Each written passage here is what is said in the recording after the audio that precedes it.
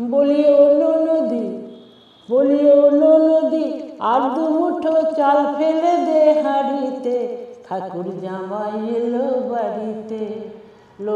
নদী, ঠাকুর জামাই এলো বাড়িতে। নমস্কার, আমি অভিজিৎ বলছি। ইউটিউব চ্যানেল এবং ফেসবুক পেজে আপনাদেরকে স্বাগত জানাই। আজকে আমরা আমাদের মধ্যে পেয়েছি বাংলা লোকসঙ্গীতের একজন কিংবদন্তি শিল্পী স্বপ্না চক্রবর্তী মহাশয়াকে। নমস্কার ম্যাডাম, আপনাকে অনেক অনেক স্বাগত জানাই। আমি অভিজিৎ বলছি ইউটিউব চ্যানেল এবং ফেসবুক পেজের তরফ থেকে। আর আমার সঙ্গে রয়েছেন শিল্পীর সুযোগ্য পুত্র দেবজ্যোতি চক্রবর্তী। দাদাকেও অনেক অনেক স্বাগত জানাই। তো ম্যাডামের কাছ থেকে আজকে আপনার সঙ্গীত জীবনে নানা কথা আমরা শুনবো।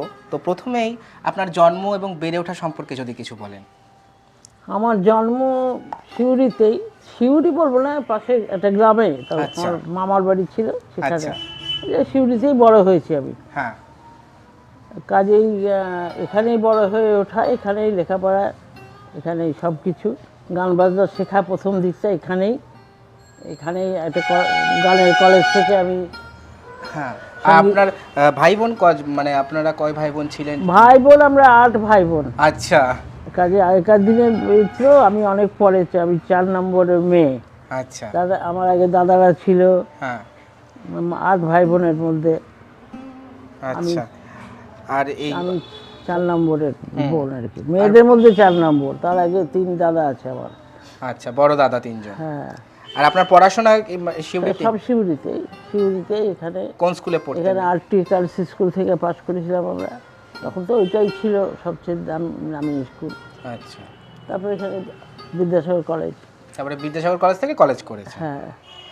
আর কাজে আর আপনার বাবা মায়ের কথা কিছু বলুন, বাবা মায়ের নাম, ওনাদের কথা। গান শেখা আমার এখানেই প্রথম। আচ্ছা। মাস্টার সাহেব ছিলেন এখানে, যারা তাদের কাছে হাতে খড়ি আমার। তারপরে এখানে গানের কলেজ আছে আমাদের, সেখান থেকে সঙ্গীত বিশারদ করি আমি ক্লাসিকে। প্রথম যে শিখলেন মানে প্রথম গুরু কে আপনার? মানে এই প্রথম গুরুর নাম হচ্ছে সন্ন্যাসী চরণ ভান্ডারী। সন্ন্যাসী চরণ ভান্ডারী। হ্যাঁ, উনি আমাকে প্রথম, যখন আমি ছোট্ট, একদম ছোট, ছোট থেকেই আমার গানের নেশা। মানে সাধারণ যেমন গানের তালিম হয় সেই রকম তালিম ওনার কাছ থেকে প্রথম শুরু। হ্যাঁ, সারেগামা শেখানো, তারপর আস্তে আস্তে দুটো একটা হালকা হালকা গান, এগুলো। তারপরে একটু বড় হয়ে আমি এখানে গানের কলেজ ছিল, রামকৃষ্ণ সুরভারতী নাম দিয়ে, সেখান থেকে বিশারদ করি। আচ্ছা। ক্লাসিকে। আর তারপর কলকাতাতে আমি গান শিখি। প্রবীর মজুমদার ছিলেন, অংশুমান রায়। অংশুমান রায় আমার বাড়িতে আসতেন। আচ্ছা। আমার পাশে আমার বাপের বাড়ি আছে ওখানে, তখন আমি তো ছোট। তো ওখানে উনি বাড়িতে এসে শেখাতেন, মাসে 2 বার করে আসতেন।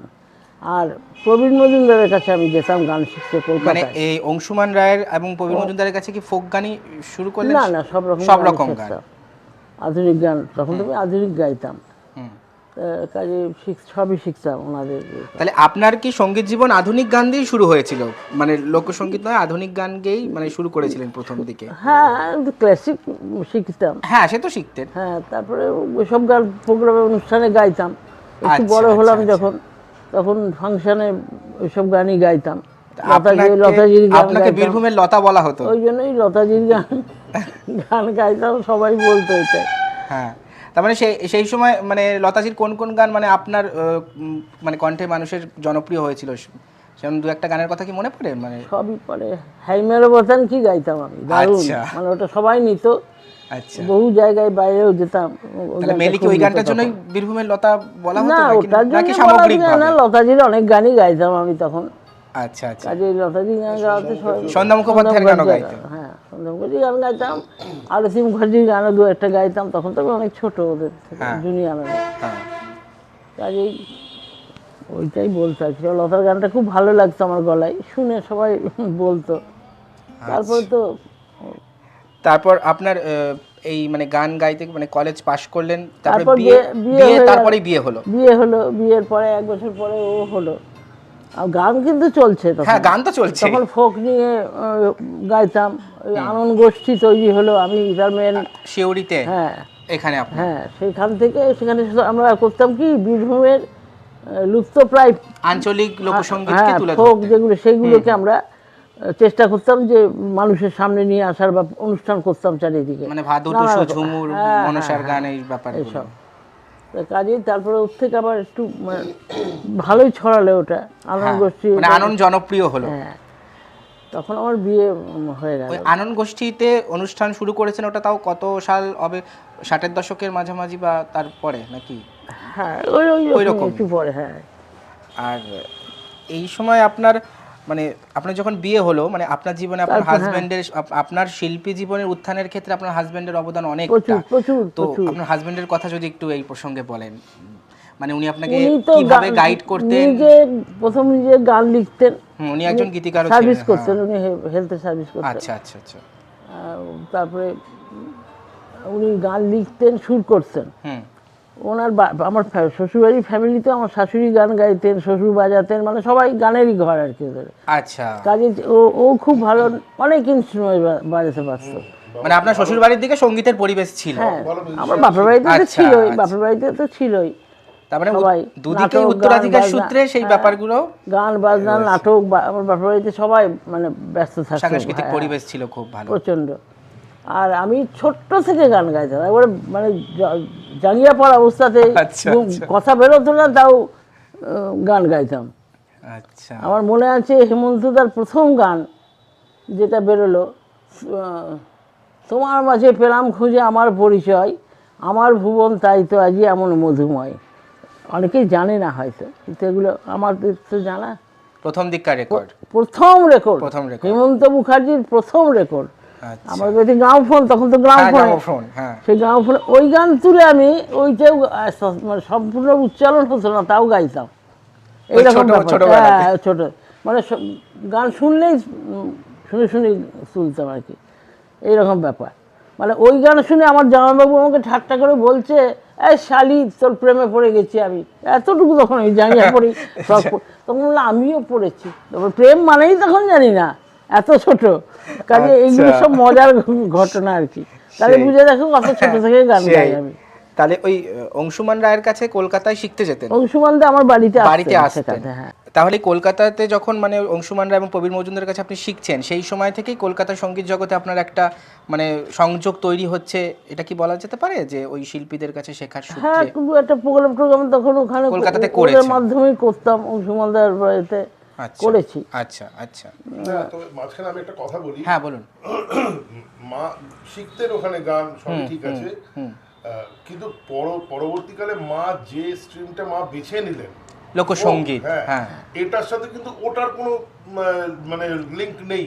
আচ্ছা, এটা সম্পূর্ণ ভিন্ন। মা তখন গাইতেন আধুনিক, তারপরে নিজেকে অন্য একটা দিকে শিফট করে নিল পুরো। এক্স্যাক্টলি, একদম। মা পরবর্তীকালে যে এটা, এবার এটার পেছনে কিছু ইতিহাসও আছে, সেগুলো মা নিশ্চয়ই বলবে কিভাবে ফোকটা শুরু হলো। হ্যাঁ, মানে অন্যগুলোকে বাদ দিয়ে উনি ফোকের দিকে চলে গেলেন। কেন উনি চলে এলেন? আচ্ছা, সেটা আমি জিজ্ঞাসা ওটা বলি তোমাদের। হ্যাঁ বলুন, যে আপনি লোকসঙ্গীতটা কি করে? আমি আমাদের এখানে তখন সেই নকশাল খুব ঝামেলা সব চলছে চারিদিকে, তখন আমরা কিছু ছেলে মেয়ে ঠিক করলাম, তখন আমার বিয়ে হয়নি। আচ্ছা, আমরা কিছু ছেলে মেয়ে গান বাজনা এই লাইনের যে একটা কিছু করি, আমরা সব যারা নষ্ট হয়ে যাচ্ছে অনেকে তাদেরকে ফিরিয়ে আনার চেষ্টা করি, যে ভালো পথে আসা নিয়ে একটা গোষ্ঠী তৈরি করলাম, আনন্দ গোষ্ঠী বলে। আনন্দ মানে মুখ, বুঝতে পেরেছি।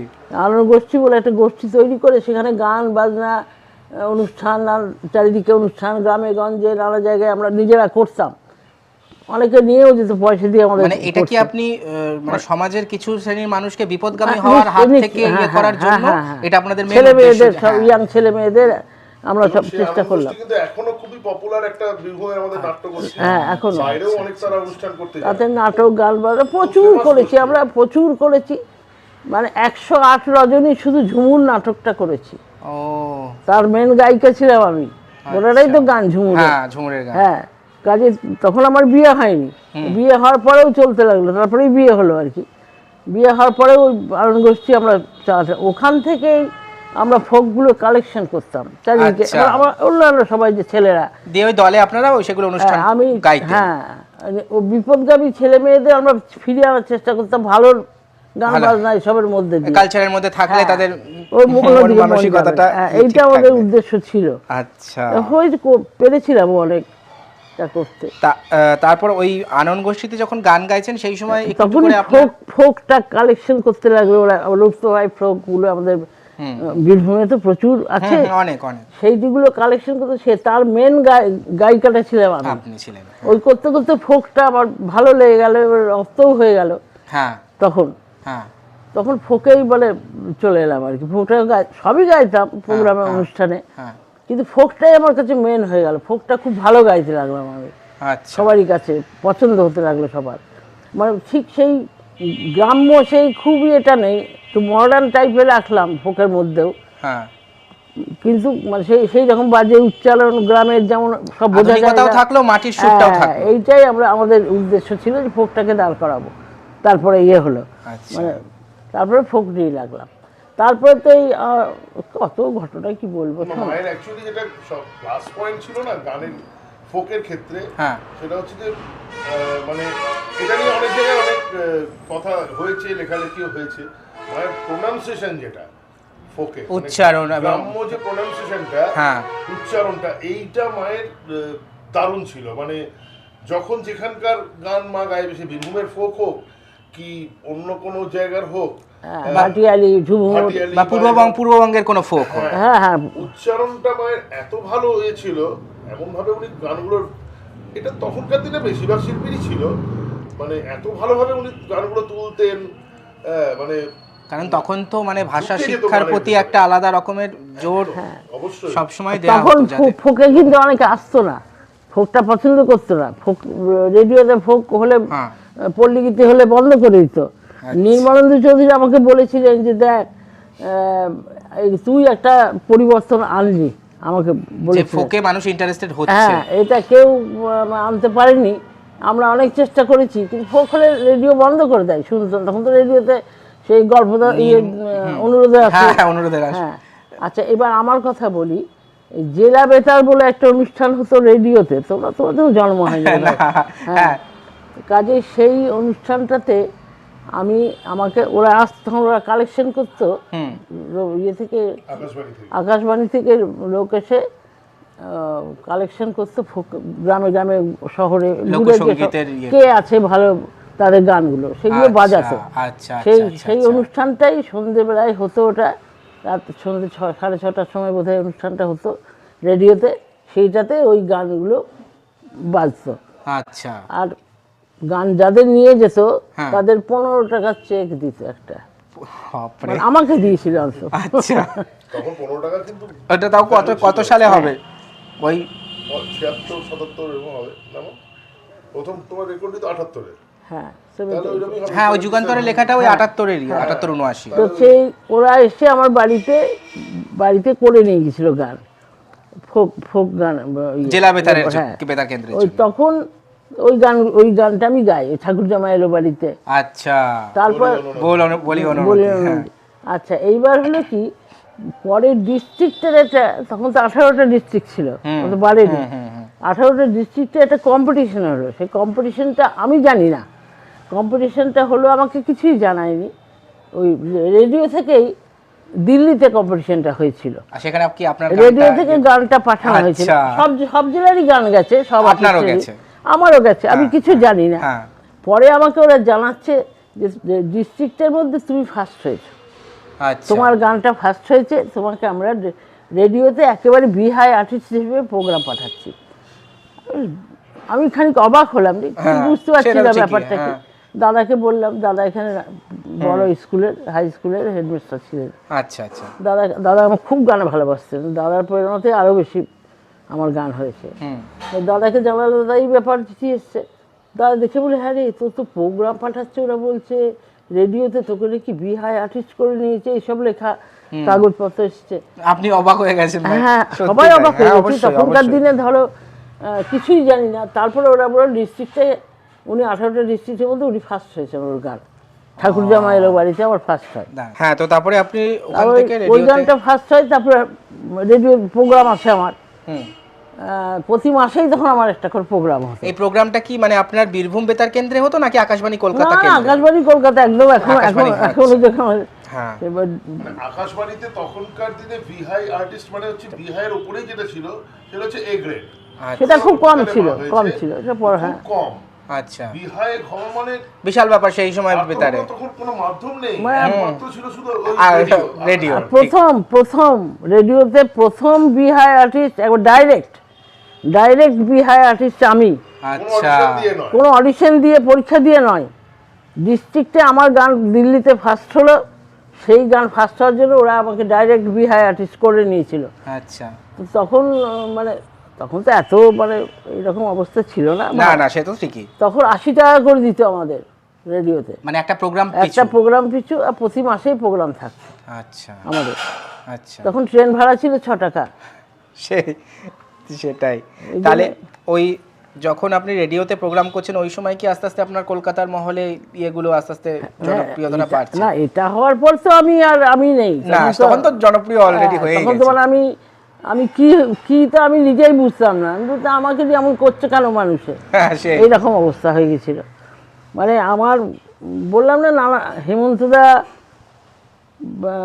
আমাদের ভূপেন হাজারিকা, বালসালাদা, সবারই ইয়েতে আমি গানও গেয়েছি। ওনা একটা বসুশ্রী হলে পয়লা বৈশাখ একটা অনুষ্ঠান হতো, এটা বিশাল নাম, মানে সমস্ত আর্টিস্ট গান গাইবে, আসতো সেখানে, দুটো করে গান সবাই গাইবে, উত্তম সুচিত্রাকেও গাইতে হয়েছে। হ্যাঁ সবাই গাইবে, ওটার বিরাট ইয়ে ছিল।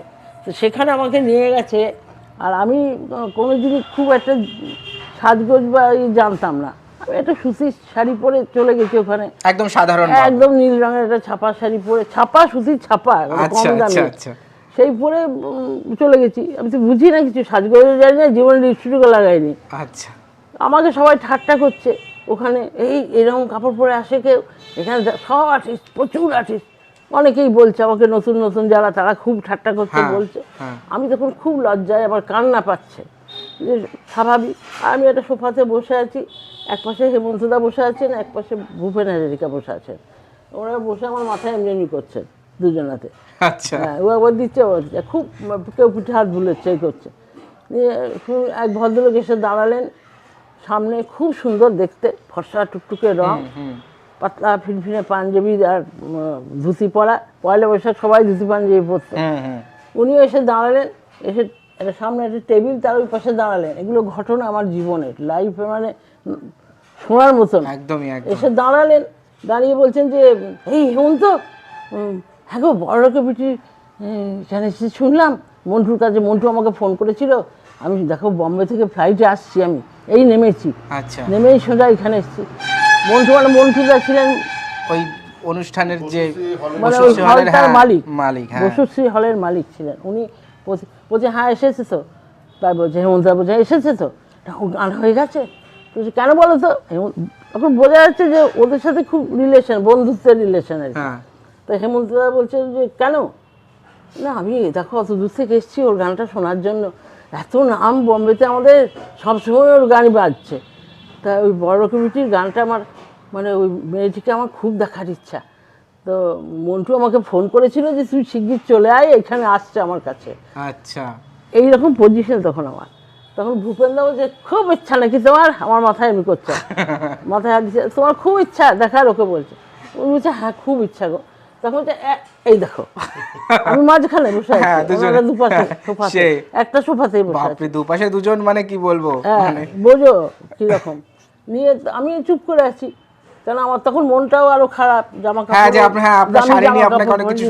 হ্যাঁ সবাই বলছে ঠাট্টা, সবাই ওই ঘরে, বিশাল ঘরে বসে আছি, সবাই তখন আমার দিকে তাকাচ্ছে, দেখছে, যখন আমাকে ওরকম ভাবে দেখতে চাইছে, তখন দেখানো তো বলছে না না, সামনে দাঁড়িয়ে ভদ্রলোক বলছে না না, মানে ওনার মুখ থেকে একটা কথাই বেরোলো না না। তখন হেমন্তদা বলছে হ্যাঁ হ্যাঁ, না না নয় হ্যাঁ হ্যাঁ, ওনাদের বন্ধু। পরে জানলাম সৌমিত্র চট্টোপাধ্যায়ের বড় সম্বন্ধী, মানে ওই যে ব্যক্তি এসেছিলেন। আচ্ছা, ব্যক্তি উনি বম্বে থেকে এসেছেন, শুধু মন্টুদা ফোন করেছেন যাই এইখানে বড় চক্রবর্তীর গান শুনি, বড় কমিটি আছে, ওইটাই আমার নাম ছিল, ওইটা বলেই ডাকতো সবাই, বড় লোকের বেটি, হ্যাঁ দেখবি তাই। ও চলে এসছে ফ্লাইটে। যে তারপরে ওই অনুষ্ঠানে গান গাওয়ার পর কেমন ইয়ে হলো? গান গাওয়ার পরে তো মানুষের তো মানে বলবো কিছু নেই, হ্যাঁ যাওয়ার হয়ে গেছে। আমি সত্যি কথা বলতে কি, ঈশ্বরের আশীর্বাদ ওটাই ছিল আমার। আমি স্টেজে ওঠার সঙ্গে সঙ্গে পাবলিক যেন কিরকম না ভালো, মানে অ্যাকচুয়ালি মা পারফর্মও করতেন খুব ভালো। আমি 2 লাখ মানুষের মাঝখানে প্রোগ্রাম করেছি। আচ্ছা, ইন্ডোর স্টেডিয়ামের জীবনে প্রোগ্রাম হয়নি, হুম ইন্ডোরে হুম ওই একটাই প্রোগ্রাম হয়েছিল। আচ্ছা ওই ইন্ডোরে একটাই প্রোগ্রাম হয়েছে একবার, আচ্ছা আর হয়নি, আজ পর্যন্ত হয়নি, আগেও হয়নি। ইন্ডোরে হয় প্রোগ্রাম, এখন হয়। মানে সেই সময় হতো না, হ্যাঁ গো, তাই সে না? কি আজকের কথা বলছি আচ্ছা আমি? আচ্ছা আচ্ছা তখন তোমাদের জন্ম নাই, না না তোমার বাবা মারাই ছোট। হ্যাঁ ঠিক তো সেই তখন সেই প্রোগ্রামে সবাই দুটো করে গান গেয়েছিল, তিনখানা স্টেজ হয়েছিল। আচ্ছা সেই ভূপেনদা থেকে আরম্ভ করে হেমন্তদা থেকে আরম্ভ করে সবাই গাইছে, সব আর্টিস্ট। সেখানে আপনিও গেয়েছি? সেখানে আমি গেয়েছি নয়, আমি কখন ঢুকবো, আমি কখন এসে ঢুকবো, কখন করব, কোথায় বসবো, এই রকম ব্যাপার তখন আমার। স্টেজে ওটা 5খানা গান গাওয়ালো আমাকে, আর গোটা স্টেজ তখন সেই বড় ক্যামেরা নিয়ে সব গোটা স্টেজে করছে।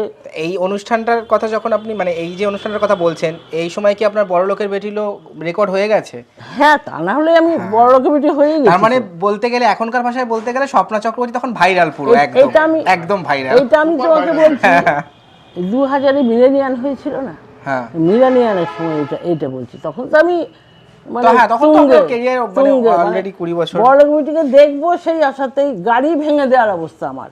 আমি গাড়িতে বসে আছি, গাড়িতে এমন ঠেলা মারছি কিনা বড় মিটিংয়ে আগে স্টেজে তোলো, মানে পাগল আমিও ভাবছি পড়ে যাবো, ভাবছি গাড়ির ভেতরে মরে যাবো। লোকে কি না বড় মিটিংয়ে দেখবো, আমরা বললাম কেন আসতে দেরি হলো, এক জায়গায় বলছে। আচ্ছা তাহলে বড় মিটিংয়ে আসতে দেরি হলো বাবা, এখানে ইন্দিরা গান্ধী এসেছে আজকে আমাদের কলকাতায়, ভিড়, রাস্তায় খুব জ্যাম ছিল, দেরি। ওসব চিনি না, বড় কমিটিকে চিনি। কেন বড় কমিটি দেরি করলো, আমরা দেখতে পাচ্ছি না, 3টে থেকে বসে আছি আমরা, আমি 8টায় ঢুকেছি। তাহলে আপনার এগুলো ঘটনা আমার লাইফে। তাহলে আপনার প্রথম যে রেকর্ড করলেন, আপনার গানের লোকসঙ্গীতে যে প্রথম রেকর্ড করলেন, সেটা কি বড় লোকের বেটিলো আর বলি ও ননদী, এই দুটোই প্রথম রেকর্ড হয়েছিল?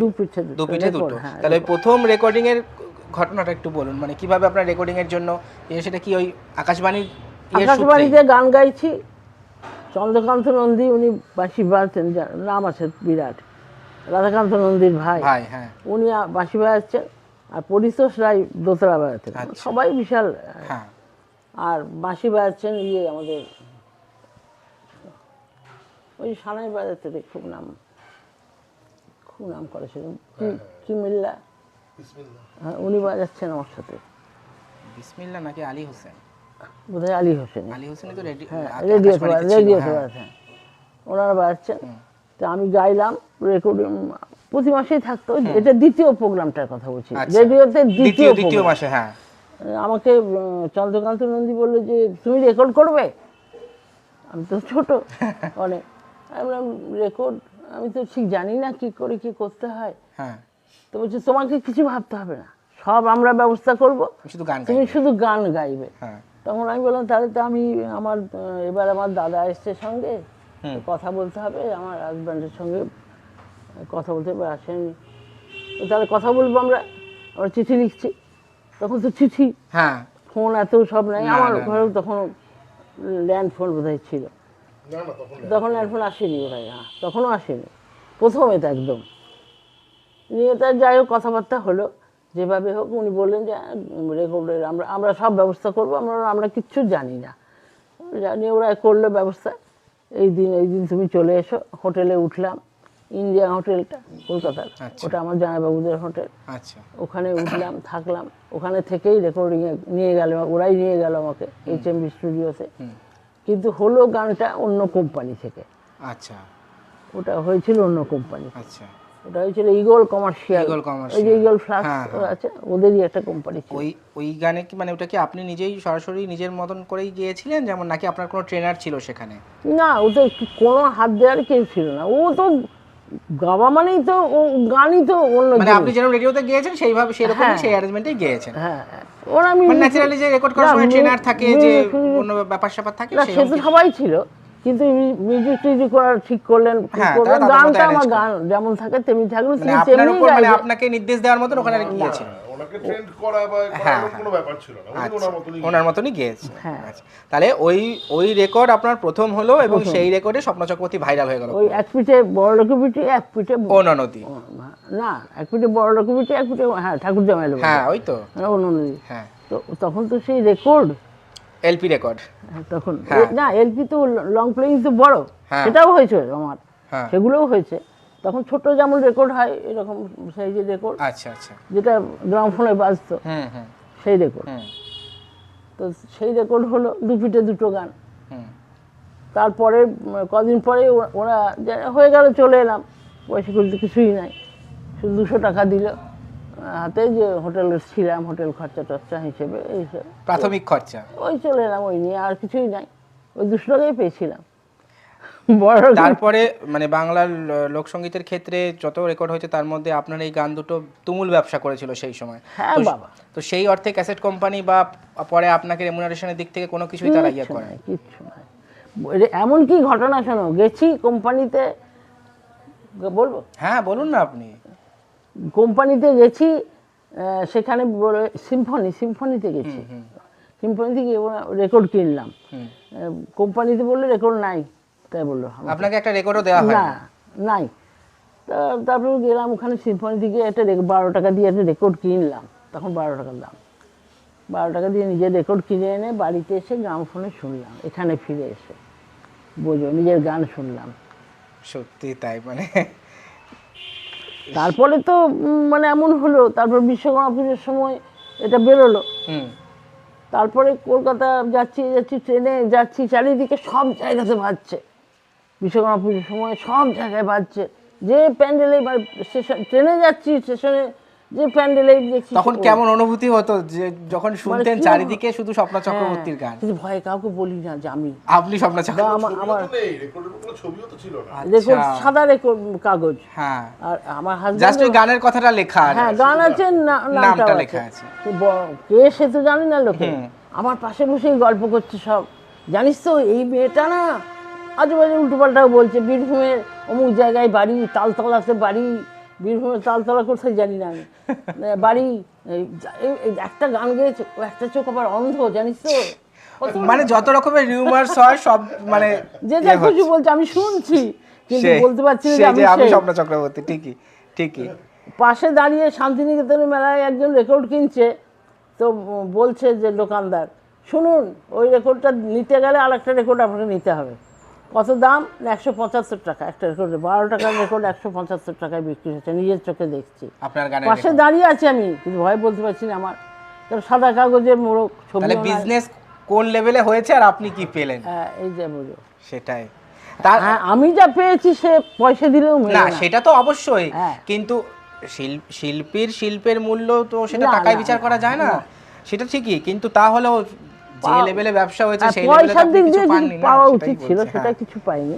এবার এই গান রেকর্ড হওয়ার পরে তারপরে আপনার এই যে লোকসঙ্গীতের যে জার্নি বা পরপর যে গানগুলো রেকর্ড করলেন যেগুলো আপনার খুব জনপ্রিয় হলো, সেই গানের কথা কিছু কিছু বলুন, মানে এই গান এই রেকর্ড হওয়ার পরে। এই রেকর্ড হওয়ার পরে পরেই করলো ওই ইয়ে মনসা।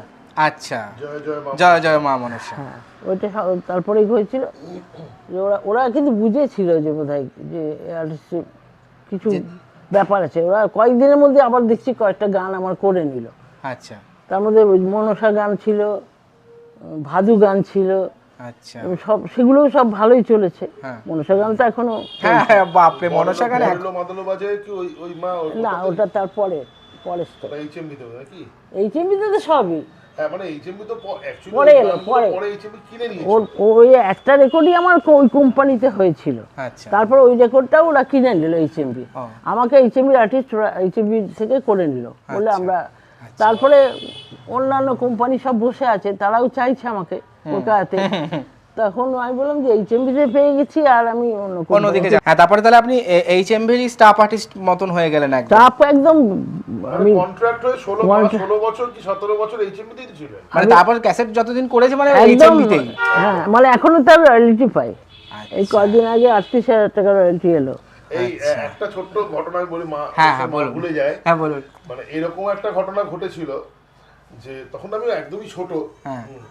যে গুলশান কুমারজি তখন টি সিরিজ সুপার ক্যাসেট ইন্ডাস্ট্রি তখনও হয়নি। হ্যাঁ, সেই সময় গুলশানজি মানে রীতিমতো অবিশ্বাস্য লাগবে শুনলে যে হাওড়া স্টেশনে গুলশানজি দাঁড়িয়ে আছে, যে স্বপ্ন চক্রবর্তী আসছে ট্রেনে। মানে মা নামার পর মাকে উনি হাত জোর করে রিকোয়েস্ট করছেন যে দিদি আপ মেরে লিয়ে এক গানা गा दीजिए। मेरे कंपनी ওই में গানে एक শেষে- गाना आप गाइए प्लीज। মানে ওটা কি বাংলা গান নাকি হিন্দি? বাংলা বাংলা গান, হ্যাঁ, আচ্ছা বাংলা গান বাংলা গানই করবে, করা হ্যাঁ। তো মা ন্যাচারালি মা সেই সময় এইচএমবি আর্টিস্ট, সেই সময় এইচএমবি মানে শেষ কথা, একদম, His master একদম। voice শেষ কথা, শেষ কথা, ঠিকই। এইচএমবি ছেড়ে তখন টি সিরিজ যাবে মা। হ্যাঁ সেই হ্যাঁ, তো এইরকমও দিন গেছে যে গুলশান কুমার জি হাত জোর করে দাঁড়িয়ে বলছেন যে দিদি আপ কম সে কম মেরে লিয়ে এক গানা আপ গা দিজিয়ে। তার জনপ্রিয়তা কোন জায়গায় ছিল? কোন জায়গায় তাহলে এটা স্টেশনে আমি যাচ্ছি, খবর পেয়েছে, আমি এখান থেকে যাচ্ছি ট্রেনে, হুম, যদি স্টেশনে দাঁড়িয়ে পরবর্তীকালে মা আছেন। টি সিরিজে গিয়েছেন, আচ্ছা পরবর্তীকালে আচ্ছা এই আচ্ছা। মানে 17 বছর পর, তারপরে মা টি ও সিরিজে ও মানে এইচএমবির কন্ট্রাক্টের পরে। হ্যাঁ কন্ট্রাক্টের পর। হ্যাঁ, তাহলে এই পরবর্তীকালে আপনার কিছু উল্লেখযোগ্য গানের মধ্যে আর কিছু কি মানে আপনার মনে হয় যে এটা খুব জনপ্রিয় হয়েছিল? মানুষের কাছে অনেক কিছু জনপ্রিয় লাগতে পারে, কিন্তু আপনার ব্যক্তিগতভাবে প্রচুর গান, প্রচুর গান। বলুন নদীর পর আমি বলছি মায়ের যেমন বৌদিদি গো আমার আইবুড়ো নাম ঘুচলো না। পরবর্তীকালে একটি সিনেমাতে এই গানটি ঢোকানো হয় এবং যিনি প্রখ্যাত একজন মিউজিক ডিরেক্টর তিনি তার নিজের নাম দিয়েই চালান যে গানটা আমারই করা। আচ্ছা। কিন্তু অ্যাকচুয়ালি গানটা অরিজিনাল সবাই অনেকেই জানে যেটা মায়েরই গান। স্বপ্না চক্রবর্তীর গান হ্যাঁ, সেই। তারপর রাঙা বাবুরে শিমুল ফুলে রং লেগেছে, মা বলো প্রচুর হিট, বরেলো মাদলো বাজায়, মাদলো বাজায়, প্রচুর। তারপরে ভাদুরও তো বেশ কয়েকটা গান আপনি বাদু আমার করেছেন। ছোট ছেলে, হ্যাঁ কাপড় পরতে জানে না, অনেক গান হিট আছে। তারপর তো আমার কচি ছানাটা বড় পাকা হয়েছে, অনেক আসছে ফাগুন মাসে। এই যখন আপনার লোকসঙ্গীতে আপনার কেরিয়ার একদম উচ্চ গ্রামে চলছে, বনমালী তুমি, হ্যাঁ বনমালী তুমি, তুমি পরজনমে। ঠিক ঠিক, হ্যাঁ এই গানটাও দারুণ। হ্যাঁ, প্রচুর গান। মানে এই সময় যে যারা লোকসঙ্গীতের তাবর শিল্পী ছিলেন, অমর পাল, নির্মলেন্দু চৌধুরী, আর্য খুবই চৌধুরী, ভালোবাসতেন। এই তাদের বাড়িতেও সাথে আপনার সম্পর্ক কেমন সবাই ছিল? এই বাড়িতে আসতেন, আচ্ছা, অমরদা এসেও আমার বাড়িতে থেকেছেন, উপরের ঘরে সবাই, মানে সবাই নির্মলেন্দু আমাকে চৌধুরী বা ভালোবাসে। অমর পালের কাছে কোনো কিছু শেখার বা না, সেরকম কোনো? নির্মলদাকে আমি পেয়েছি দুবার, তা একবার পেলাম, আর একবার যেদিন পেলাম সেদিন উনি, সেই দিনই খবর এলো উনি মারা গেছেন। আচ্ছা, সেদিন আর আমি আর কাছে পাইনি। আমি একবারই পেয়েছেন নির্মলদাকে, ওনার সঙ্গে অনুষ্ঠান করতে একসঙ্গে, মানে অনুষ্ঠানেই পেয়েছি। বর্ধমান রেল এ থেকে একটা আচ্ছা, প্রোগ্রাম আচ্ছা। হচ্ছিল, ওখানে প্রোগ্রাম পেয়েছিলাম। তখনই নির্মলদা আমাকে বললেন, মাথায় হাত দিয়ে, যে ওরে যেটা পরিবর্তন আমরা আনতে পারছিলাম না তুই সেটা এনেছিস, আমি আশীর্বাদ করি তুই অনেক বড় হবি। আপনি ওনার আশীর্বাদ চরম পেয়েছেন, চরম লেগে, মানে পুরোটাই পেয়েছি আমি আশীর্বাদ। ওই আশীর্বাদটা উনি কারণ ওনার করেছিলেন। মতন লোকসঙ্গীতের না, শিল্পী আর না, হবে না। এটা আমরা পরিবর্তন করতে পারছিলাম না, জানিস, রেডিওতে লোকে ফোক বাজলে বন্ধ করে দেয়, পল্লী গীতি বাজে, তখন হ্যাঁ পল্লী পল্লী গীতি গীতি বলতো। বলতো, হ্যাঁ। কিন্তু তুই যে এই পরিবর্তনটা এনেছিস, ওই গান মানুষের মুখে মুখে ঘুরছে, মানুষের মনে মনে সবারই রয়েছে, কাজে আমি তোকে আশীর্বাদ যখন করছি আপনি অনেক বড় হোক। যখন আপনি স্বপ্ন চক্রবর্তী থেকে বড় লোকের বিটি হয়ে গেলেন, সেই সময় বাংলা চলচ্চিত্র থেকে আপনার কাছে কি ডাক এসেছিল যে হ্যাঁ, আপনি অনেক সিনেমাতে গেছি আমি, গিয়েছেন? তো সেরকম আব্বাজান, আব্বাজান, ওই সাবিত্রী চট্টোপাধ্যায় ছিল সেই, না আব্বাজান, হ্যাঁ সাবিত্রী চট্টোপাধ্যায় ছিল, সাবিত্রী চট্টোপাধ্যায় ছিলেন, হ্যাঁ হ্যাঁ। সাবিত্রী ছিল, হ্যাঁ অত খেয়াল নেই আমার। তখন কি আব্বাজানের দেবশ্রী ছিল বোধ হয়, না না না আব্বাজান আছে দেবশ্রী না, দেবশ্রীটা হচ্ছে দাহ। দেবশ্রী তো এখন হ্যাঁ দাহ। অনেক সিনেমাতে গেছি, মন আরো নিয়ে, কিছু ছবি আছে। মান্নাদের সঙ্গে গেছি, মন নিয়ে, জীবন অনেক বড়, এসব সিনেমার নাম ছিল। সেই সময় যারা সমান্তরাল ধারার গানের মানে মহিলা শিল্পী, মহিলা সন্ধ্যা মুখোপাধ্যায়, নির্মলা মিশ্র, আরতি ওরা মুখোপাধ্যায়, আমার অনেক এনাদের senior, হ্যাঁ এরা senior এনাদের সাথে আপনার সম্পর্ক কেমন ছিল? খুবই ভালো ছিল, মানে সন্ধ্যা দিয়ে এমনি করে হাত দুটো ধরে আমার দাঁড়িয়ে আছে, সন্ধ্যা হাইট একটু ছোট ছিল আমার কাছে, তো শ্যামলদা বলছে চলো এবার, তো বলছে দাঁড়াও আগে বড়লোক বিটিকে দেখি। মানে এটা কোথায়, মানে কোনো এটা অনুষ্ঠানে? এইচএমবি স্টুডিওতে? স্টুডিওতে, হ্যাঁ, আচ্ছা একটু দেখি তারপরে যাব। আচ্ছা, ওখানে আমাদের সরস্বতী পুজোর দিন একটা খুব খাওয়া দাওয়া হতো, হুম, সেই দিন সব শিল্পী এক জায়গায় হতাম। একটা গেট টুগেদার, হ্যাঁ, আমি তখন একদম নতুন, হ্যাঁ তখন উনি এই কথা বলছেন আমাকে, সন্ধ্যাদি, মানে এত ভালোবাসতো সবাই, আমি একটু জুনিয়র ছিলাম তো ওদের সকলের, হ্যাঁ, কাজে কিন্তু প্রত্যেকটা শিল্পী আমাকে এত ভালোবাসতো, মানে সেই সময় তাবর শিল্পীদের কাছ থেকে আপনি মানে ভালোবাসাটা প্রত্যেকের অভ্যর্থনা ভালোবাসা, সবসময় আশীর্বাদ পেয়েছেন। পেয়েছি। সে মোহাম্মদ রফি সাহেব মানে হ্যাঁ, রফি সাহেবের সাথেও প্রোগ্রাম করেছি আমি। আচ্ছা মাকে প্রচুর আশীর্বাদ করেছিলেন, প্রচুর।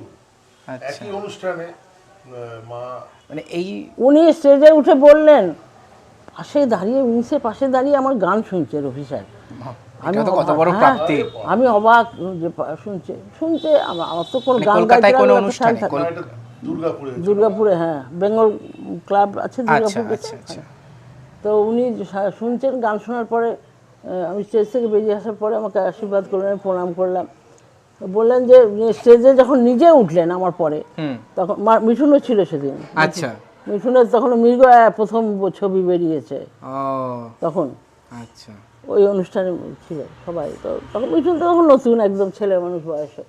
তো উনি বললেন স্টেজে উঠে যে আমি বাংলাতে এসে বহু শিল্পীর গান শুনলাম, কারণ অনেকগুলো প্রোগ্রাম নিয়ে আসতেন এখানে। তো কিন্তু একটাই শিল্পী দেখলাম যে হচ্ছে ভবিষ্যতে টিকে থাকবে নিজস্ব ব্যাপার নিয়ে, সে হচ্ছে স্বপ্না চক্রবর্তী। মানে আপনার স্বকীয়তাটা মোহাম্মদ রফির চোখে ধরা পড়েছিল, যে নিজস্বতা অন্যের কারো নিয়ে ধার করা নিয়ে করছে না, একদম এইটা নিজের মুখে তখনকার দিনে তো এত টেপ করাও ছিল না বাবা। অনেক স্মৃতি ধরে রাখা যায়নি এইগুলো না, বহু বড় বড়। তাই লোকসঙ্গীতে যখন স্বপ্না চক্রবর্তীর এত নাম ছড়িয়ে গেল, সেই সময় আধুনিক গান রেকর্ডের ক্ষেত্রে কোনো মানে আধুনিক কিছু বা অন্য কোনো স্ট্রিমের কোনো গান করেছিলেন? না, এটা আমি একটু বলি। মা কিন্তু এই এত যে মায়ের ক্যাসেট আছে, বা কিছু কিছু ক্যাসেটে মায়ের কিছু আধুনিক ঘেঁষা গান কিন্তু আছে, ফোকি একটু আধুনিক স্টাইলে, কিন্তু সেই গানগুলো পাবলিক সেভাবে অ্যাকসেপ্ট করেনি। আচ্ছা, কারণ মায়ের ফোকের যে স্টাইলটা ছিল না, ওই স্টাইলটাই সবাই অ্যাকসেপ্ট করেছিল। একটু যখনই সরে আধুনিকের দিকে মা গেছে, সেভাবে সেটা হয়নি সেটা। তাই জন্য মানে উনি পরবর্তীকালে আর সেটা চেষ্টাও মানে হ্যাঁ সেটা তো না, ভক্তিগীতির ক্যাসেট করেছি, পুরো ক্যাসেট ভক্তিগীতির, তারপরে ইসলামী এগুলো, ইসলামী গানের ক্যাসেট করেছি। আচ্ছা, ওগুলো চলেছে, না চলা নয়, ভালোই। কোনো লোকনৃত্য নাট্য এরকম কোনো কিছুতে আপনি করেছিলেন? না, সেই সময় যে বিভিন্ন যে ফোক ডান্স ড্রামা যেগুলো রেকর্ড হয়েছিল, মহুয়া বা সোনাই মাধব বা এই টাইপের, যে ওরম ধরনের এলপি আছে, এলপি। হ্যাঁ, সেটাই বলছি। মানবেন্দ্র মুখার্জি সে করেছিলেন, উনি করেছিল। হ্যাঁ, উনি করেছিলেন ওই মনসামঙ্গল করেছিল। হ্যাঁ, মনসামঙ্গল করেছিলাম। মনসামঙ্গলে উনি রোল করেছিলেন চাঁদ বেনের রোলটা। আর আমাদের করেছিল ওই শিবাজির বউয়ের নাম কি, অরুন্ধতী করেছিল বেহুলার রোলটা। আর আমি করেছিলাম নেতা ধোপানির রোলটা। আচ্ছা, কিন্তু গলায় ম্যাচিং হচ্ছে না। ম্যাচিং হচ্ছে মানে যখন ডুয়েটে গাইছি ওই আমি আর অরুন্ধতী, তখন দুজনে একসাথে গান আছে, তখন ওরটা হচ্ছে কি, ওরটা আমার গলা খুব টপে ছিল, তো আমার কাঁটাটা একদম মানে সেই রকম করে হয়ে যাচ্ছে। হ্যাঁ, তারপরে পরেও আমাদের যিনি রেকর্ডিস্ট ছিলেন খুব ভালো, উনি বলেন দাঁড়াও আমি ব্যবস্থা করি একটুখানি, নিয়ে যাই হোক কী ব্যবস্থা করে তারপরে দুজনে। আর বলুন গলাটা একটু নরম গলা ছিল, হ্যাঁ, ওর সাথে আবার মিশছে না, আমি যেই ধরতে যাচ্ছি চড়া মানে হয়ে যাচ্ছে, নিয়ে ওটাকে ওরা রেঞ্জটা কমালো, ওখানে কমিয়ে ব্যবস্থা করলো। আচ্ছা, এইভাবে হয়েছে। মানবদা ছিলেন এতে, চাঁদবেনের রোলটা উনি করেছেন, আর অনেকেই ছিল। বনশ্রী সেনগুপ্ত কোথায় ছিলেন? হ্যাঁ, বনশ্রীদের সাথে আমার খুব সম্পর্ক ছিল ভালো, সবাই আমাকে ভালোবাসতো। একে তো ছেলে বলতে বনশ্রীদিও তখন এতটুকু, ওকে নিয়ে খেলা করতো, বাইরে প্রোগ্রামে একসাথে। আপনি মানে এই যে গানের জগতে আপনার এস্টাবলিশড হলেন, তারপরে আপনি কি বাড়িতে এখান থেকে যাতায়াত করে আপনি এই সমস্ত কিছু করেছেন, নাকি কলকাতায় কোথাও থাকতেন? বেশিরভাগই কলকাতায় ফ্ল্যাট নিয়েছিলাম পরের দিকে। হ্যাঁ, প্রথমে যাতায়াত করতাম কিছুদিন হোটেলে, আমার হোটেলটা বললাম যে নিজের ইন্ডিয়া হোটেল, হ্যাঁ, ওখানে কিছুদিন থাকতাম, একটা রুম ছিল আমার। তারপরে কলকাতায় একটা ফ্ল্যাট কিনলাম লেক গার্ডেন্সে।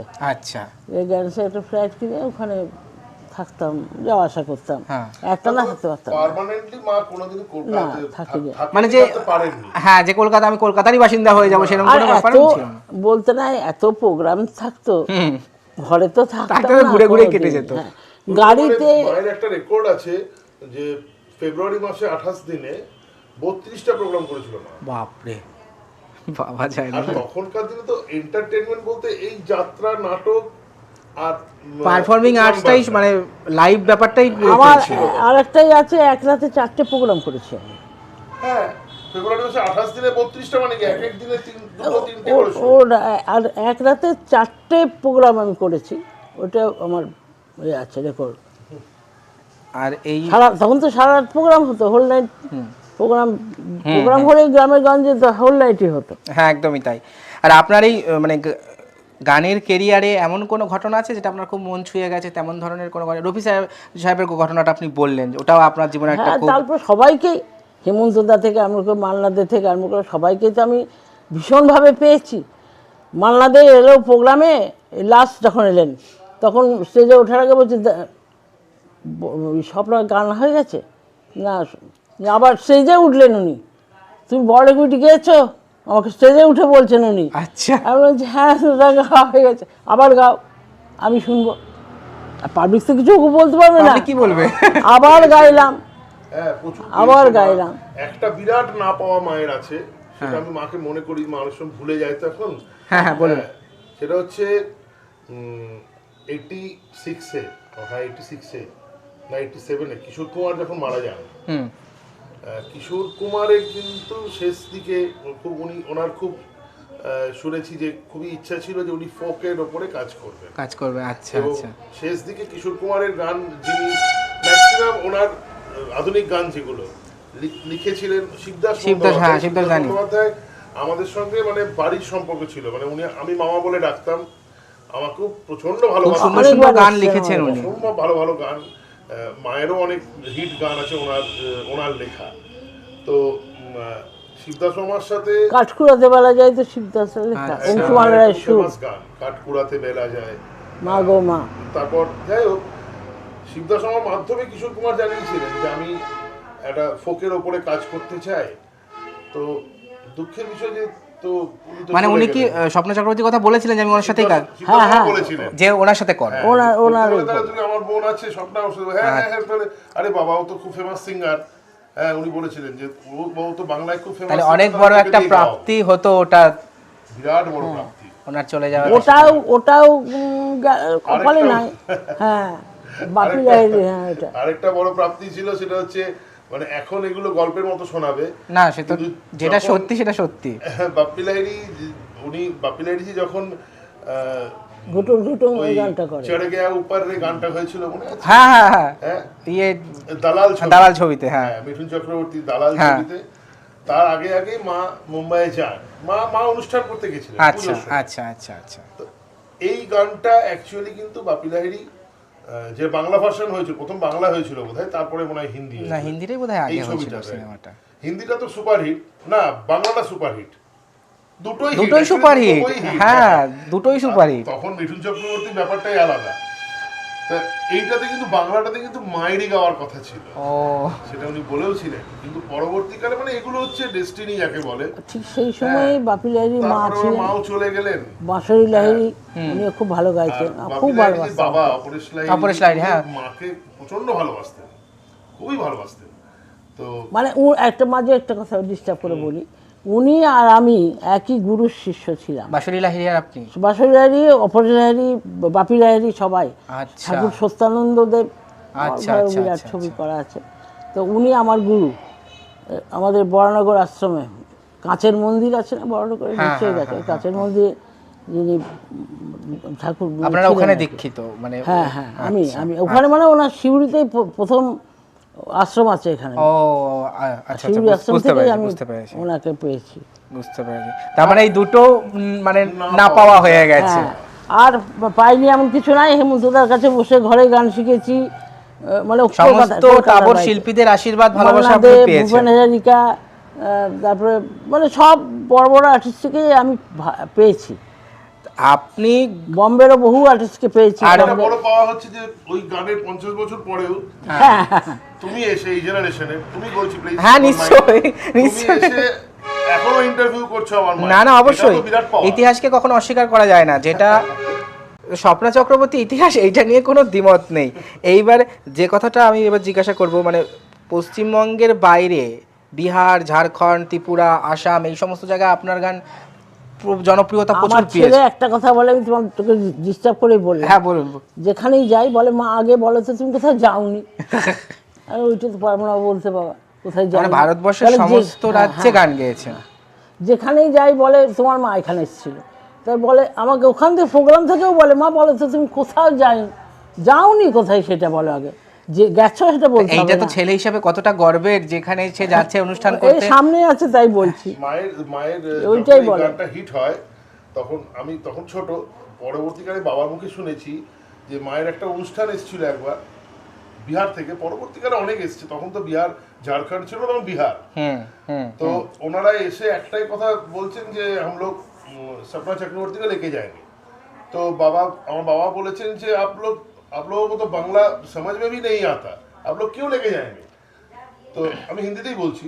তো ওনাদের বক্তব্য ছিল যে हम लोग सपना चक्रवर्ती को स्टेज पर खड़ा करेंगे और उनका गाना बजा के, बॉक्स में उनका गाना चलेगा, उनको गाना नहीं पड़ेगा खुद, हम लोग बस उनको देखेंगे कि वो चीज क्या है। আমাদের মেয়েরা বলেছে ওনাকে না আনলে আমরা কোনো চাঁদা দেব না অনুষ্ঠানে। বলছে আমাদের ওখানকার মহিলারা কোনো চাঁদা দেবেন না অনুষ্ঠানের জন্য, वो लोग মানে স্বপ্না চক্রবর্তীকেই बस দেখবে। देखेंगे और कुछ नहीं।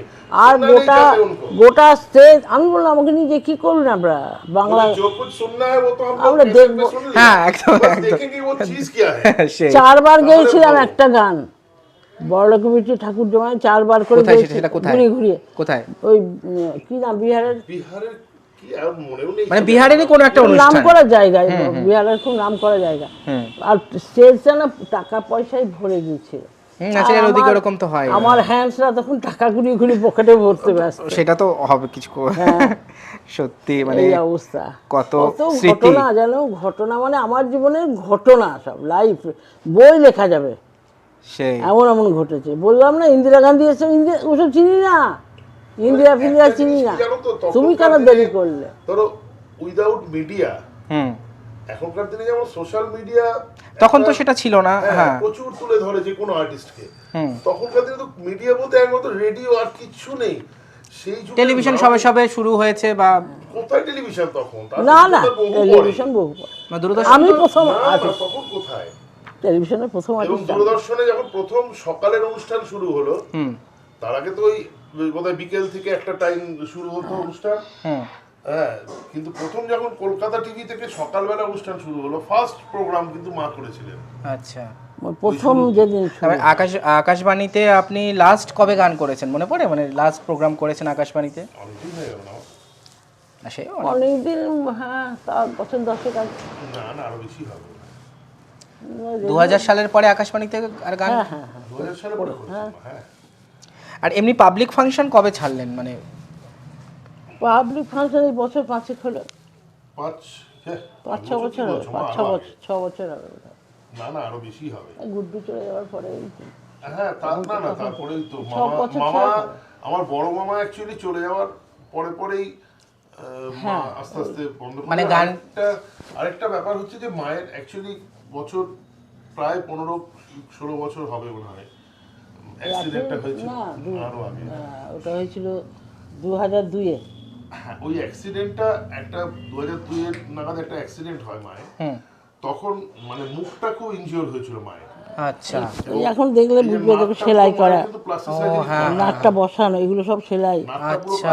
এই দাঁত পড়ে গেছিল, এখানকার দাঁতটা পড়ে গেল। মানে তারপর থেকে আস্তে আস্তে গানের ব্যাপারটাও নিয়ে আস্তে আস্তে নাকের একটা সাইড ব্লক হয়ে যায় মায়ের। এই তখন বাঁ গান দিকটা। গাইতেই তো অসুবিধা না, হয়। সেটা এখনো তো ঠিক। বাঁদিকে মানে এগুলো শুলে নিঃশ্বাসের কষ্ট। অসুবিধা হয়। তারপরে আস্তে আস্তে কমাতে মোটামুটি আজ এই ঠোঁটটা দেখো, ঠোঁট, বছর 10 ওটা ঠোঁট সেলাই, ঠোঁটের ভিতরটা সেলাই উল্টে একদম, পুরো মুখের ভেতরে সব মানে মুখটা পুরো জখম হয়েছিল প্রচুর। আচ্ছা। প্লাস্টিক সার্জারি করে অনেক গেছে এই নাকের পাশটা। আর তারপরে আস্তে আস্তে আপনি ওর পর থেকেই ইয়ে করে না দিন। খানিকটা কমে যায়, তাও রেকর্ড করেছি 1.5 মাস, অ্যাক্সিডেন্ট হওয়ার 1.5 মাসের পরে আমি পুজোর রেকর্ড করেছি, ওই যে ছেলে ধরো খোকার বাপ, এটা আচ্ছা, আছে না, আচ্ছা, আচ্ছা, ওই আচ্ছা। রেকর্ডটা আচ্ছা। ওই অবস্থাতে, তখন 1.5 মাস হয়েছে অ্যাক্সিডেন্ট তারপরে হয়েছে। আরেকটা ব্যাপার কি যে আমার বাবাও তো মানে বাবাও এই ব্যাপারে খুবই অ্যালার্ট ছিলেন মায়ের ব্যাপারে। বাবাও বললেন যে দেখো তোমার এই যে ক্রেজটা এখনো আছে, পরিচিতিটা, এটা থাকতে থাকতে তোমার সরে যাওয়াটাই বেটার। আমি মা নিজেও ঠিক করলাম। মা এগুলো নিজে খুব ভালো বুঝতেন। জনপ্রিয়তার মধ্য করে নিজেকে সম্মানজনকভাবে সরিয়ে নেওয়াটাই উচিত। মা ওই সময় মানুষের মনে ওইটাই নিজেই থেকে নিজেকে গেল, গুটিয়ে নিল। ওইটাই থাকলো মানুষের মনে। স্বপ্না চক্রবর্তী হ্যাঁ, বড় লোকের বিটি। আমি বিভিন্ন জায়গায় অনুষ্ঠানে যাই, কষ্ট আমাকে করে। অনেকে প্রশ্ন করেন মা কেমন আছেন, মায়ের কি খবর, মা কেন গান করে না, মা কেন, সেই কি বলবো আর, সবাইকে তো এত ভেঙে বোঝানো না যায় না। না সেটা তো আর বয়স হলে একটু কষ্ট হয় গাইতে, যারা সব গাইছে দেখছি তো এখনো, সেগুলো আমি আর দেখতে তাহলে পাই না। আপনার এত গানের মধ্যে সব থেকে বিখ্যাত গান কি বড়লোকের বিটিলো? হ্যাঁ তা তো বটেই। বড়লোকের বিটিলো সম্পর্কে আপনার কি মতামত? এতদিন পরে আপনি কি বলতে চাই? এতদিন পরেও 50 বছর পরে তোমার জন্মের আগের গান, ওই জন্য তো আমি জিজ্ঞাসা করছি। এখন তোমরা আসছো সেই গান নিয়ে আমার সঙ্গে দেখা করতে, কথা বলতে, তাহলে আর কি বলার আছে বলো? এরপরে কিছু বলার আছে? বড়লোকের বিটিলো স্বপ্না চক্রবর্তী এবং সেটা ইতিহাস। এখনকার প্রজন্ম যারা এইটুকু তারা নাচছে গাইছে ওই গানের সঙ্গে, তার মানে তার পরবর্তীকালে কত বড় আশীর্বাদ ঈশ্বরের পেয়েছি বলো, যে আমার নাতি নাতনি তাদের ছেলেমেয়েরাও। কিন্তু বড়লোকের বিটিলোর অরিজিনাল ইতিহাসটা বর্তমান প্রজন্মের কাছে যাওয়া উচিত, যে এটার আসল অরিজিনটা কি বা তার শিল্পীর সম্পর্কে মানুষের জানা বহু উচিত। আগেকার গান, বললাম না তোমাকে, ওই এমএ আপনি ক্লাসের সংগ্রহ বইয়ে, করেছিলেন ওই হ্যাঁ এমএ ক্লাসের বইয়ে পড়ানো হয় আমার গান, এই গানটাও থাকে। মায়ের সংগ্রহ দাঁড়ান। করা হয়। যেটা বলছিলাম আমি, হ্যাঁ বড়লোকের বিটিলোর কথা। এটা মানে মায়ের, তুমি যে বললে যে মায়ের কালেকশন, মায়ের কালেক্ট করা নয়, এই গানটা অ্যাকচুয়ালি আনন্দ না, মায়ের কালেক্ট করা বলতে আমি বলছি ওই গ্রুপের কথা বলছি। গ্রুপেই গানটা করা হতো কোরাসে, তাই তো মা? হ্যাঁ আমি মেন আর্টিস্ট ছিলাম আর কি, ওই গানে গাইতাম। এবার এই গানটা বোধহয় রজমামারও অনেক হাত ছিল। রজই তো কালেকশন করেছিল। হ্যাঁ, রজ সাহা বলে উনি আছেন আমাদের এখানকার এক সময় এখনো বেঁচে আছে, ভালো নাট্য ব্যক্তিত্ব, একজন নাম করা। আচ্ছা, রজমামা উনি অ্যাকচুয়ালি ওনারই কালেক্ট করা এই গানটা, এবং উনিও গাইতেন ওখানে, ওই আননের নায়কের ভূমিকায় উনি অভিনয় করতেন, ওনারই কালেকশন। আচ্ছা, এবার পরবর্তী মানে ওই গ্রুপে মেন ফিমেল গায়িকা হিসেবে আপনিই ছিলেন ওখানে। তো পরবর্তীকালে তো ওই গান আবার নতুন করে এসে আরো হিট হয়ে গেছে। শিল্পীর জীবনে পাওয়া না পাওয়া একটা তো ইয়ে থাকে, তো আপনার জীবনে কি না পাওয়া কিছু আপনার মনে হয় যে কিছু আক্ষেপ আপনার জীবনে আছে, আপনি সেটা পাননি, আপনার পাওয়া উচিত ছিল?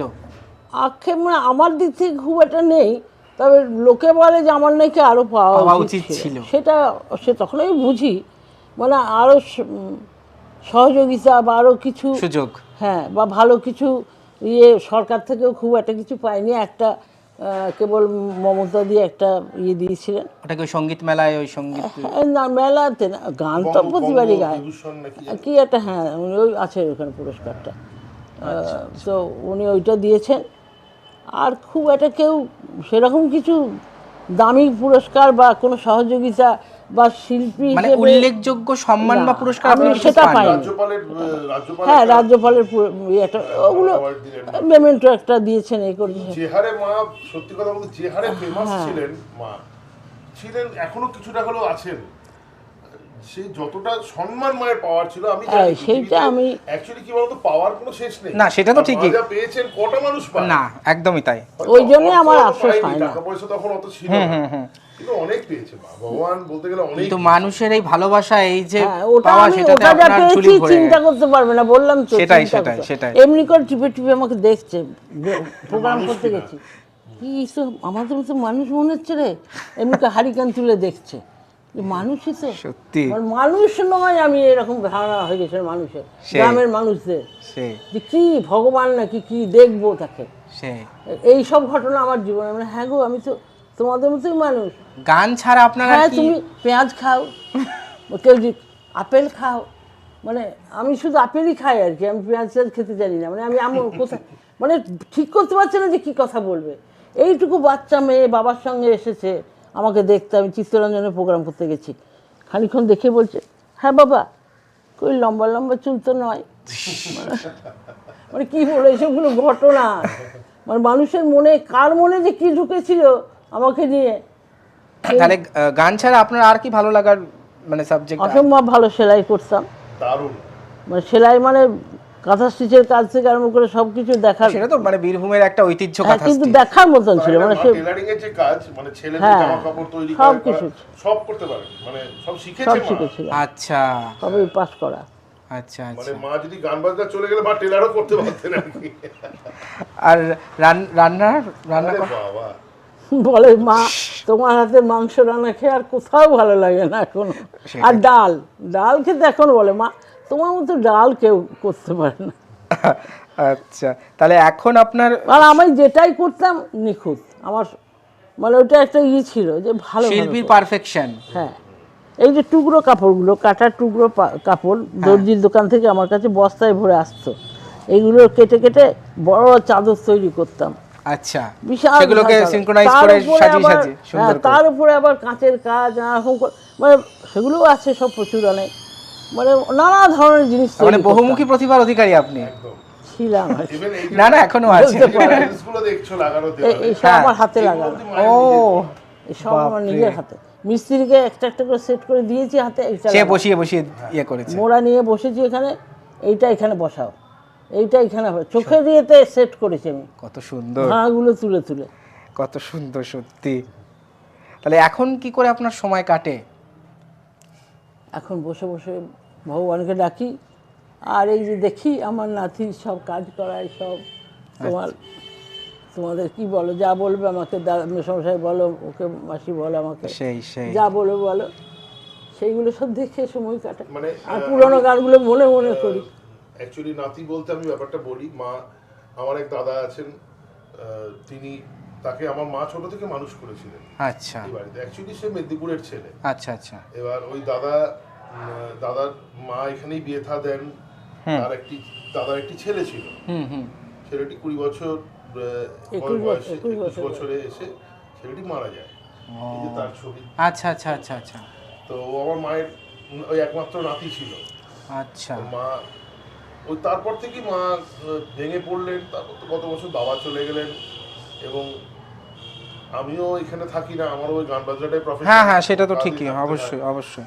তো একাকি, তবে মাকে আমি ভেরি রিসেন্ট, মাকে এবার নিয়ে চলে যাবো আমি, মা কলকাতায় শিফট করে যাবো। এর আগে তো কিছুদিন ওখানে ম্যাডাম ছিলেন আপনার। ছিলেন একবার, ওটা জাস্ট রিহার্সাল হলো। এবার আমি মাকে ফাইনালি নিয়ে যাবো। হ্যাঁ সেই সেই তো মাকে আর এখানে মানে একাকিত্বটার জন্য মায়ের সেই ওই সময় কাটে বাবা। আর এই খবরটা দেখি টিভিতে, আমি আর কিছু দেখি না, আমার ভালো লাগে সিরিয়াল দেখার কোনো না, সব ডুপ্লিকেট বই পড়েন? ভালো লাগে বই পড়েন? বই পড়ে চোখটার জন্য লেখা দেখতে পাই আচ্ছা না। আচ্ছা আচ্ছা আচ্ছা। দাদার কাছে একটা প্রশ্ন, যে আপনার মা স্বপ্না চক্রবর্তী, এই বিষয়টাকে আপনি কিভাবে ব্যক্ত করবেন? অ্যাকচুয়ালি দেখো, এটা আপনি একমাত্র ছেলে, মানে আপনার একটাই ছেলে। এবার আমার কাছে তো স্বপ্ন চক্রবর্তী না, আমার কাছে আপনার কাছে মা। এবার আমার মা যে স্বপ্ন চক্রবর্তী, এটা আমি তখনই রিয়েলাইজ করতে পারি যখন আমি কোথাও অনুষ্ঠান করতে বাইরে যাই, যেহেতু আমি ওই প্রফেশনেই আছি, গান বাজনায়। মানে অনেকে আরে আচ্ছা দেবজিৎ, তুমি স্বপ্ন চক্রবর্তী, আমাদের এই স্বপ্ন চক্রবর্তী তুমি ছেলে, মানে এই প্রশ্নটার উত্তর মোটামুটি আমাকে প্রায় 80% জায়গাতে দিতে হয়। মানে প্রতি প্রোগ্রামে মায়ের কথা বলতে হয় আপনাকে, মানে বলায় আপনাকে এই স্বপ্ন চক্রবর্তী ছেলে তুমি, বড়লোকের বিটিল। হ্যাঁ, বড়লোকের বিটিল। আমাকে গাইতেও হয় ম্যাক্সিমাম শোতে মায়ের ওই একটা দুটো গান। আচ্ছা। আর সত্যি কথা বলতে কি, একজন ফেমাস আর্টিস্টের ছেলে বা মেয়ে হওয়ার অ্যাডভান্টেজ যত আছে, ডিসঅ্যাডভান্টেজ আছে। অবশ্যই অবশ্যই করে অনেকেই, আরে সেটা করবে, অত বড় শিল্পী, তুমি তো পারলে না। আরে ভাই, আমি পারলাম না, আমার মায়ের মতো ট্যালেন্ট আমার নেই, পরিষ্কার। অবশ্যই অবশ্যই। তাহলে তো কিশোর কুমারের ছেলে কিশোর কুমার হতেন, না না সেটা তো ঠিক, অমিতাভ বচ্চনের ছেলে অমিতাভ বচ্চন হতেন, সেটা তো ঠিকই। কেন হলো না? হয়তো আমার সেই ট্যালেন্ট নেই, অথবা সবই আছে আমার, সেই যোগাযোগ, সেই ব্যাপারগুলো তখনকার দিনে এত নেই। এখন এত কম্পিটিশন। অবশ্যই, এখন পুরো পৃথিবীটাই বদলে গেছে। রিয়েলিটি শো, এখন রিয়েলিটি শো, আমাদের যা বয়স, এই আমাদের যখন আমরা শুরু করি তখন এসব রিয়েলিটি না ছিল না ঠিকই কোনো প্ল্যাটফর্মই ছিল না আমাদের সেভাবে। ঠিকই। এই তাও তো আপনার এত বর্ণময় জীবন, এত আপনার জীবন সংগ্রাম, এভাবে আপনি প্রতিষ্ঠা পেয়েছেন, তো আত্মজীবনী লিখবেন কখনো? মানে আপনার কি সেরকম কোনো ইচ্ছে আছে, যে কিছু না বলা কথা তো থেকে যায়, সব কিছু আমরা সাক্ষাৎকারে বলতে পারি না, বা কিছু কথা আপনি লিপিবদ্ধ করতে চান, তেমন কি কোনো ইচ্ছে আছে? যে কেউ তো এগিয়ে আসেনি। আচ্ছা, মানে নিজে থেকে করার আমার খুব ইচ্ছা কিছু নেই, কিন্তু অনুলিখনে কেউ এগিয়ে আসলে আপনি হয়তো, হ্যাঁ, এলে বলবো। আমার জীবনের ঘটনা বললেই তো লেখা হয়ে গেল। আমার জীবনটা তো সব কিছুই ঘটনার, এত ঘটনা আছে যেগুলো শুনতে তোমাদের সময় লাগবে। হ্যাঁ, ওইটাই তো আমি বললাম, যে সব কথা তো 1 ঘন্টায় হয় না, তো কিছু কথা বইয়ে লিপিবদ্ধ করতে হয়। আচ্ছা, তোমার ইন্টারভিউটা শেষ করার আগে আমাকে অন্তত 2 মিনিট একটু টাইম দিও, আমি একটা বিষয়। হ্যাঁ হ্যাঁ, নিশ্চয়ই বলুন। এটা আমার একটু আক্ষেপ থেকে। হ্যাঁ বলুন। সেটা হচ্ছে যে তুমি যে আলোচনাটা, তুমি যে কথাটা তুললে না, একটা খুব কন্ট্রোভার্সিয়াল ব্যাপার, বড়লোকের বিটিলের কথা। হ্যাঁ বলুন। এই ব্যাপারটা নিয়ে আমি একটু বলতে চাই। হ্যাঁ, সেটা হচ্ছে, প্রথম কথা হচ্ছে, এই গানটা আজ থেকে ধরো প্রায় 50 বছর হয়ে গেল। যখন হয় অনেকেই বলে যে, আমি খুব শ্রদ্ধা রেখেই বলছি আমাদের রতন জেঠুর কথা, রতন কাহারের লেখা হতে পারে, হয়তো ওনার লেখা হতেই পারে, কিন্তু এই ধরনের কোনো ইতিহাস তখন কিন্তু জানা ছিল না যেটা ওনার লেখা। আচ্ছা প্রচলিত গান হিসেবেই এটা এসেছিল। আচ্ছা এবং যার জন্য তখনকার রেকর্ডেও একদিকে লেখা ছিল বড়লোকের বিটি প্রচলিত, আরেকদিকে লেখা ছিল ঠাকুর জামাই মানে বলি অরুণদী আশানন্দন চট্টরাজের লেখা। উনি আমাদের এখানকার বিখ্যাত একজন গীতিকার, আচ্ছা দুবরাজপুরের অধিকার। তো এটা নিয়ে এই যখন এই বাদশাহ নতুন ভাবে গানটা করলেন তখন 40 বছর পরে, প্রায় 40-45 বছর পর, তখন একটা হইচই উঠে গেল, বড়লোকের বেটি আলোড়িত হয়ে গেল যে রতন কাহারের লেখা। ইভেন উনিও, আমি রতন জেঠু আমাদের বাড়ি আসতেন, খুব আসা যাওয়া করতেন, তো মানে কিছু অজানা জিনিস আমি বলতে চাইছি যে অনেকেই এটা নিয়ে করলো রতন কাহারকে ঠকিয়ে স্বপ্ন চক্রবর্তী এই গান চুরি করেছে। অ্যাকচুয়ালি আজ থেকে 50 বছর আগের একটা গ্রামের মেয়ের কথা ভাবতে পারছো? তার মাথায় এসব আসবে না। সে জীবনের সুযোগ পেয়েছে একটা রেকর্ড করার, এটাই তার কাছে অনেক বড় ব্যাপার। হ্যাঁ সেটা তো ঠিকই, সে কিছু জানেই না কাকে প্রচলিত বলে, কাকে লেখা বলে। না সেটা তো ঠিক কথাই। আর যদি জানাই যেত যেটা ওনার লেখা, তাহলে ওনার নাম কেন দেবে না?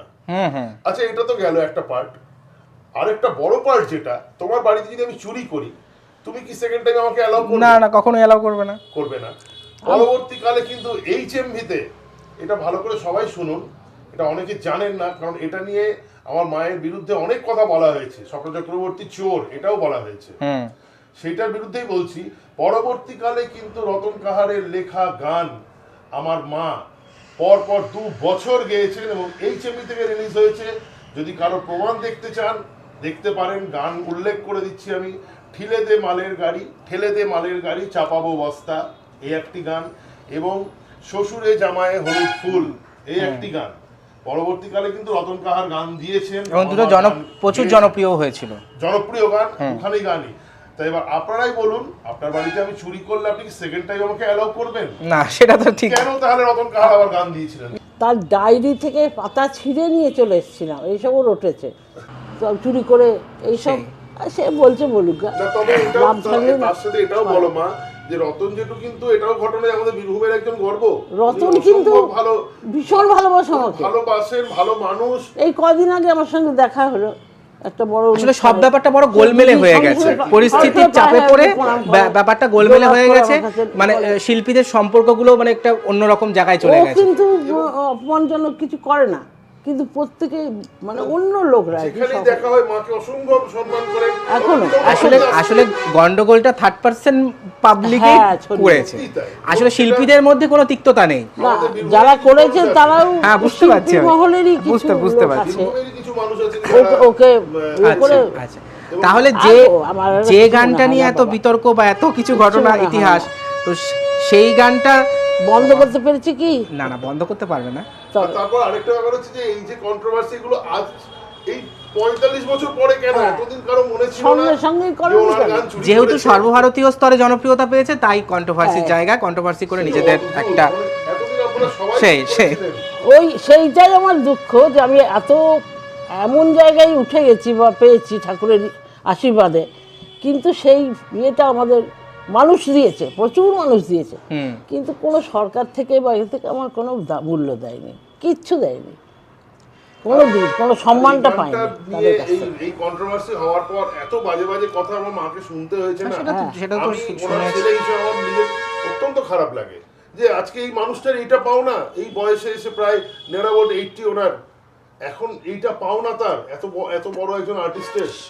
সেই তাহলে এখন বর্তমানে লোকসঙ্গীত নিয়ে যারা এগোচ্ছে বা এই গানের জগতে আসছে, তাদের সম্পর্কে আপনার কি কোনো বক্তব্য থাকবে? মানে আপনি কি কিছু বলতে চান নতুন নিউকামার? বলতে চাই মানে যারা আমার কাছে আসে তাদের সঙ্গে তো আমি কথা বলি। অর্পিতা আসে প্রায়, অর্পিতা ভালো গাইছে, এখন নামও করেছে।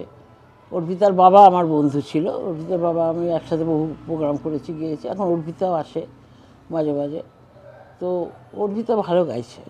আর তো খুব একটা ফোকের ভালো কাউকে দেখছি না। কৌশালী গাইছে, কৌশালী বোলপুরে। আপনি শিখিয়েছেন, তারা নাম করেছে এরকম।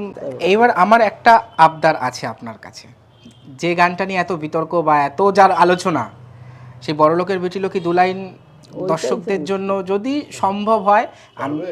যদি সম্ভব হয় একটু, আর গলায় গাইতে আওয়াজ পারে না, আওয়াজ বেরোয় না। তাও সম্ভব না, চেষ্টা করে দেখো একটু।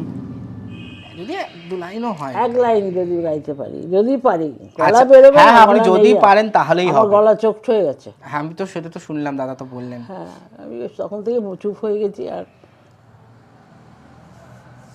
বলি অন্য নদী, বলি অন্য নদী, আর দুমুঠো চাল ফেলে দে হাঁড়িতে, ঠাকুর জামাই এলো বাড়িতে। লোন নদী, ঠাকুর জামাই এলো বাড়িতে। বাপরে, এখনো তো কত সুন্দর, তা আমি আর গাইতে পারি না গো। দারুণ। যখন ওই গলা মনে পড়ে নিজে, হ্যাঁ সে তো তখন সে তো কষ্ট অবশ্যই, হয়। সে তো রেকর্ডে আমরা শুনেছি। ভেতরে সবটাই আছে। হ্যাঁ কিন্তু ভেতর ঠিকই। যাক, আপনার আপনার কথা মানে আমার অনেক দিনের ইচ্ছা ছিল আপনার সাথে কথা বলবো, যাই হোক আজকে সেই ইচ্ছাটা পূর্ণ হলো। তো আজকে আমরা শুনলাম বাংলা লোকসঙ্গীতের একজন কিংবদন্তি শিল্পী স্বপ্না চক্রবর্তীর সঙ্গীত জীবনের নানান জানা অজানা কাহিনী তার কথাতেই উঠে এলো। তো ম্যাডামকে অসংখ্য ধন্যবাদ জানাই আমাকে সুযোগ দেওয়ার জন্য, আর দাদাকে তো মানে কি বলে আমি যে বলবো, দাদা আমাকে সুযোগটা দিয়েছেন ম্যাডামের সাথে কথা বলার। তো আজকের মতন আমরা এখানেই শেষ করছি, আবার দেখা হবে পরের ভিডিওতে। নমস্কার। আপনি সুস্থ এবং নিরোগ থাকুন এই কামনা করি, অনেক ভালো থাকবেন। নমস্কার।